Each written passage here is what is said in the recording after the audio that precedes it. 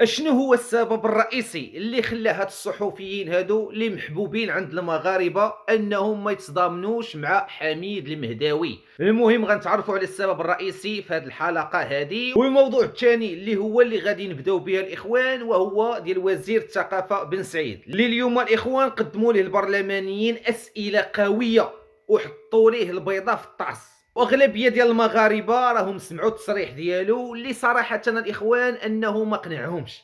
علاش؟ كانوا اسئله قويه وردود فعل قويه من طرف البرلمانيين ديال المعارضه وايضا ديال الاغلبيه اللي من بينهم حزب ديال الاستقلال الاخوان، ولكن كوزير ولا صراحه كمسؤول على الاصاله والمعاصره اللي هو حزب الاخوان قوي، انه صراحه انت كرئيس ديالو اذا ما خاصش يكون عندك هذا الضعف، ما خاصوش يكون عندك هذا الجبن هذا. نكونوا واقعيين، المغاربه كاملين سمعوا التصريح ديالك والاغلبيه ديالهم سمعوا التصريح ديالك، ما فهموا فيه والو. اللي بغى يسمع التصريح راه دايرو في الفيديو السابق الاخوان، التصريح ديالو كامل والردود الفعل ديال البرلمانيين.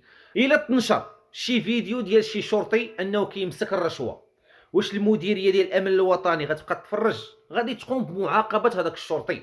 علاش؟ ما عندها ما تبرر فيديو صوت وصوره ان هذاك الشرطي كيمسك الرشوه، اذا غادي تقوم بمعاقبه هذاك الشرطي. للمديريه ديال الامن الوطني هي المسؤوله، دراكي كذلك، ممرض ايضا وزاره الصحه غادي تاخذ فيه الاجراءات، معلم ولا مدير كياخذ الرشوه من طرف الاباء ولا اولياء التلاميذ، حتى هما ايضا وزاره التعليم غادي تاخذ في حقهم هذوك الاجراءات اللي غتكون صارمه. كذلك انت كوزير الثقافه انت اللي مسؤول على هذوك الصحفيين، انت اللي مسؤول على هذيك اللجنه. خرج فيديو صوتا وصوره.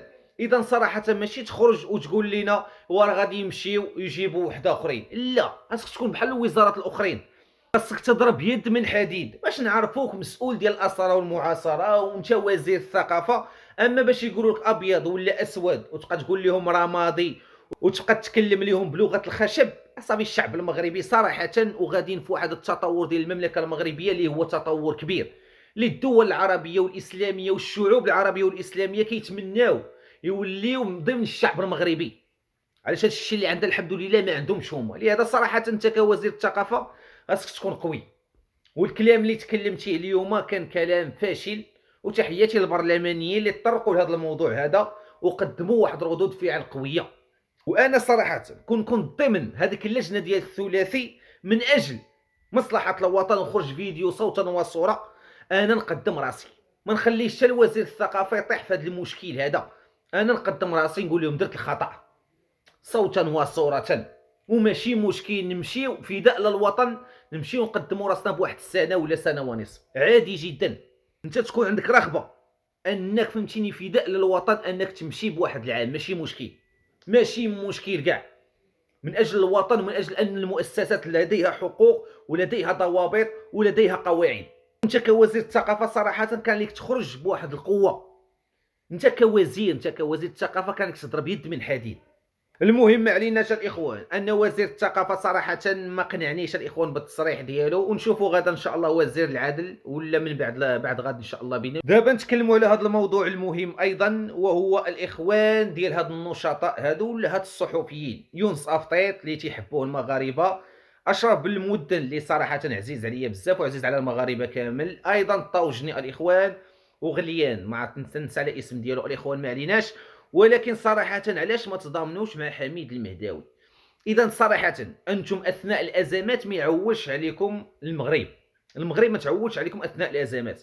أن اللي كانت فضيحة في وزارة الصحة كتخرجوا نتوما الأوائل، كانت فضيحة في وزارة التعليم كتخرجوا نتوما الأوائل، كان شي خاب مهم كتخرجوا في جميع الأخبار. ولكن صراحة ملي كيوصلوا لكم قوت اليومي ديالكم ما كتقدروش تخرجوا. كنعتذر منكم، ولكن نتوما واش كتخدموا من اجل مصلحه الوطن ولا من اجل المصلحه ديالكم؟